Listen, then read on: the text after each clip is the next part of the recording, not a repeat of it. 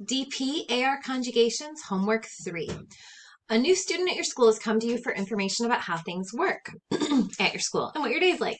Answer the student's questions truthfully in complete sentences. So the model says, for example, La secretaria habla mucho por teléfono. La secretaria, secretary. Habla means talks. Mucho por teléfono, a lot on the phone. So does the secretary talk a lot on the phone? Yeah, they do actually. So then you would say, yes, she talks a lot. Ella habla mucho.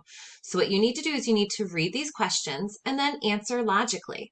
So número uno says, ¿estudias inglés en la primera hora? Estudias is the to form of estudiar. So I know it's saying, do you study? Because it's in question marks. Do you study English en la primera? I don't know what primera is, but if I look over here in the helpful phrases, it says first. Hora. Do you study English in first hour? Well, look at your schedule. If you do, you're going to say, yes, I study English in first hour. Or if you don't, you're going to say, no, I don't study English. Just like that. So go through all of these and answer honestly based on what the question is asking. Remember to look at the helpful phrases if there are any words in there that you don't know.